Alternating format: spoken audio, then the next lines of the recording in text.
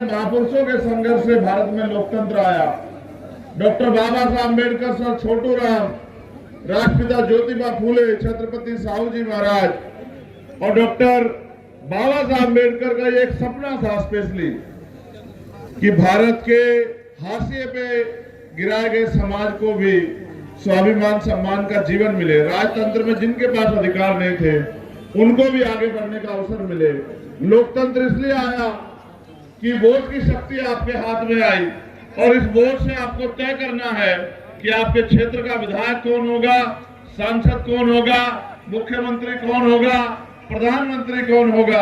आप चाहो तो किसी को भी बना दो और आप चाहो तो किसी को भी गिरा दो, मगर बुरा ये हुआ जब वोट की ताकत बाबा साहब अम्बेडकर ने अपने 4 बच्चों की कुर्बानी से आपको दी।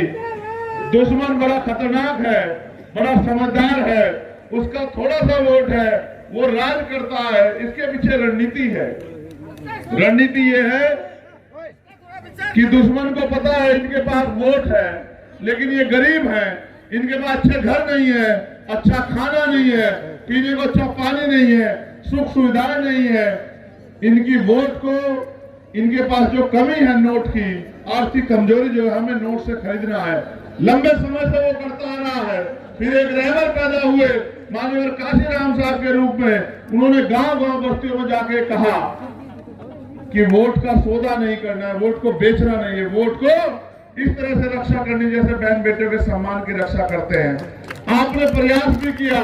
मुझे दुख इस बात का है, लोकतंत्र बहुमत के शासन का नाम है।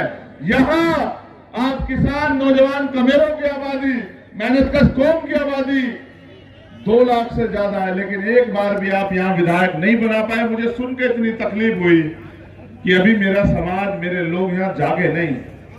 आपको याद है, आपने यहाँ विधायक एमपी भले कोई भी बनाया हो, लेकिन जब इंद्र मेघवाल, जितेंद्र मेघवाल, ओम प्रकाश नगर, कार्तिक भील, तोला गुजर, तमाम तरह से हमारे लोगों की खाल खींची गई। अगर सड़क पे कोई था तो आपका विधायक, आपका मंत्री नहीं था। जिनको आपने वोट से सींचा, ताकतवर बनाया, जब आपके बच्चों की खाल उतरी, आपके लोगों को मार के लटकाया गया, मूछे रखने पे हत्या हुई, मटकी छूने पे हत्या हुई। मैं लगातार लड़ता रहा, मेरे साथ हमारे नेता अनिल धेलवाल जी लड़ते रहे, यहाँ की टीम लड़ती रही। मैं हमेशा आया, मुझे पकड़ के वापस छोड़ के आते हैं दिल्ली। और यहाँ के नेता जिनको अपने ताकती जाति के आधार पर क्या कहते हैं कि चंद्रशेखर आजाद का क्या रखा है। सच है, मेरा यहाँ कुछ रखा नहीं है। मैं इस मिट्टी में नहीं जन्मा हूं, लेकिन आप जानते हैं कभी मैंने आपके स्वाभिमान सम्मान से समझौता नहीं होने दिया। इस बात को आप क्या तो आप जानते हैं या मैं जानता हूं?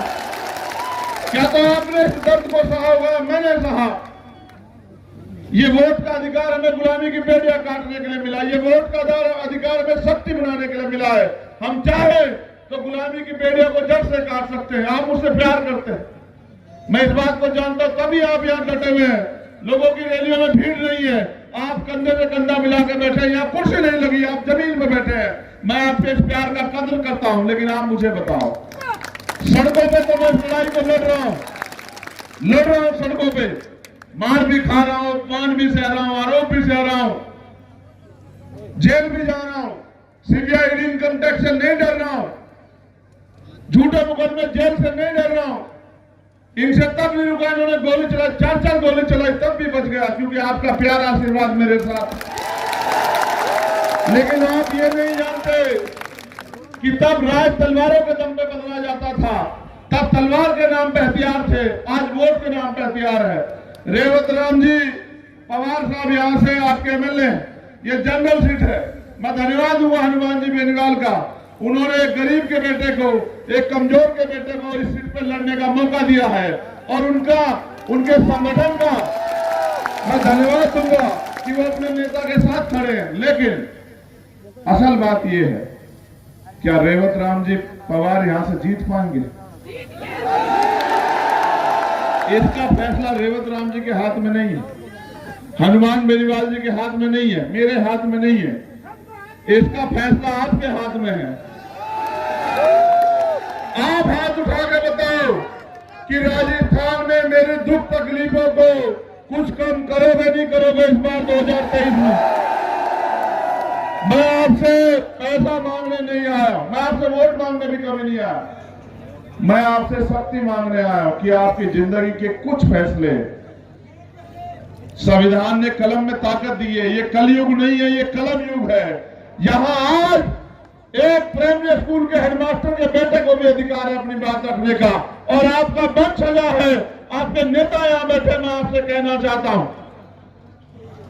हम जीत रहे हैं भरतपुर, तिजारा, बांसुर, विराटनगर, महुआ, दौसा हम जीत रहे हैं। यहां तो आज मैं उतरा हूं, ये बॉर्डर है दूसरे देश का, मैं यहां भी जीतना चाहता हूं। अब तक आपने किसी को जिताया, किसी को जिताया, लेकिन आप इस बार हमें यहां जिताओ, हमें ताकत दो। रेवत राम जी के जरिए हमें इस लड़ाई को लड़ने की शक्ति दो। मेरी इस बात पे गौर करना, दुश्मन बहुत समझदार है, वो आपसे कहेगा आपको क्या चाहिए, पैसा। तुम इनके सबसे बड़े विरोधी हो बेटा, इनका झंडा उठा के जो नारा लगा, तुम इनके सबसे बड़े विरोधी। समझ रहे हो, जो बात नहीं सुनता ना, झंडा उड़ा के नारा लगाता, वो सबसे बड़ा विरोधी होता है। तुम्हारी वजह से 25 साल से ये आदमी सड़कों पे संघर्ष कर रहा है। ऐसा कर्मठ नेता को तुम्हें कभी का मुख्यमंत्री बना देना चाहिए था इस प्रदेश का, तुम्हारी लापरवाही की वजह से। मेरी बात पे गौर करो, देखो दुश्मन कितना समझदार है। चुनाव आया ना, वो आपके बीच में आएगा, कभी नहीं आता वो 5 साल, आपके पैर पकड़ेगा, आपके बैठ पे आके खाना खाएगा, आपको कहेगा पैसे ले लो, शराब पिलाएगा। क्यों? क्योंकि बाबा साहब अम्बेडकर के प्रयास से आपके पास एक ऐसी शक्ति है जिससे वो शक्तिशाली होगा। अगर आपने कांग्रेस को वोट दी, कांग्रेस ताकतवर होगी। अगर आपने भाजपा को वोट दी तो भाजपा ताकतवर होगी। और अगर आपने आरएलपी एसपी गठबंधन को वोट दी तो चंद्रशेखर आजाद ताकतवर होगा, हनुमान बेनीवाल ताकतवर होंगे। और जब हम ताकतवर होंगे तो आप पूरी ईमानदार से बताओ, अपने दिल पे हाथ रखो, मुट्ठी ऐसे बंद करो, मेरे लोगों मुट्ठी बंद करो। आप बताओ, जब मेरे हाथ में ताकत होगी, हनुमान भाई के हाथ में ताकत होगी, तो कोई हमारी बहन बेटी की तरफ आंख उठा के देख पाएगा? कोई हमारे लोगों को जाति धर्म पे मूछे रखने के नाम पे, घोड़ी पे बैठने के नाम पे, मटकी छूने के नाम पे हत्या कर पाएगा क्या? इस सामंतवाद की जड़ें काट के समानता का राज लागू करना, इस बात को याद रखना। मैं आपको ये कहने आया, बात वोट की नहीं है, बात है स्वाभिमान सम्मान के जीवन की। और लोकतंत्र में उनका राज होगा जिनके पास सरकार होगी, जिनके पास ताकत होगी। ना कांग्रेस का राज आंधी चल रही है, ना भाजपा की। कांग्रेस के हाल देखो, पिछली बार 100 सीटें मिली, भाजपा का पूरा विरोध था। और भाजपा की आपसी गुटबंदी देखो, कांग्रेस तो आपस में लड़ रही है, या बकाया ताकत आपके बेटे को बदनाम करने के लिए लगा रही है। मैं आपको कहना चाहता हूं, इस बार चूक मत जाना। ये 2023 का चुनाव देश का भविष्य तय करेगा कि इस देश में चंद्रशेखर आजाद की क्या हैसियत होगी, ये राजस्थान तय करेगा। मैं आपसे कहना चाहता हूं, मैं वोट मांगने नहीं, आपसे शक्ति मांगने आया हूं। आपके आगे की लड़ाई को लड़ने की हिम्मत मांगने आया हूं। इस बहुत भीड़ में पैसे वालों की आपका जो आने वाला कल है, उसमें अपने भाइयों के स्वाभिमान सम्मान की जिंदगी मांगने आया हूं। आप मुझे बताओ, रेवत राम जी पवार इस बार जीत रहे नहीं जीत रहे? दोनों हाथ उठा के बताओ। तुम लोगों का कितने % वोट होगा रेवत राम जी पवार को, बताओ। सुबह एक काम, कल का दिन बाकी है प्रचार का, 2 दिन है आपके पास, परसों डोर टू डोर, कल का दिन। देखो एक बात और सुनो, एक समीकरण बता रहा हूं। जो जातीय समीकरण यहाँ है उसके आधार पे हम लोग 1.5 लाख से ज्यादा समीकरण पे हैं, ठीक है। आप अपना 70% वोट दे दोगे, हमें 1 लाख वोट मिलेगा। 1 लाख वोट मिलेगा, रेवत राम जी पवार को हरा नहीं सकता। अब और सुनो, हमारे इतने विधायक जीत रहे हैं, हनुमान जी बेनीवाल के, और हमारे इतने विधायक जीत रहे हैं कि सरकार की बनाने की चाबी हमारे हाथ में रहेगी।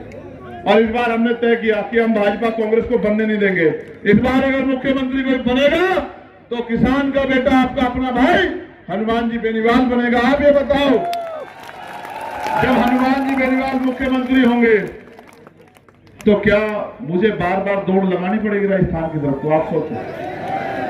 इसलिए मैं आपसे आग्रह करता हूं कि यहां आप रेवत राम जी पवार को वोट देके 25 तारीख को गठबंधन के निशान बोतल पे वोट करके इनको कामयाब बनाओ और इनको विधानसभा में चुनकर भेजो। ये मेरी आपसे अपील है। आपके एक एक वोट, आपका जिता हुआ एक एक विधायक जयपुर में तय करेगा कि सरकार किसकी बनेगी। अच्छी शिक्षा आपको मिलेगी नहीं मिलेगी, रोजगार मिलेगा नहीं मिलेगा, बीमार होने पर अच्छा इलाज मिलेगा नहीं मिलेगा। आपकी जमीन दबा ली यहाँ के मंत्रियों ने, आपकी शमशान तक की भूमियों पे कब्जा कर लिया इन गुंडों ने। इन गुंडों का इलाज 3 दिसंबर को, जिस दिन मेरा जन्मदिन है, उस दिन से होना शुरू हो जाएगा।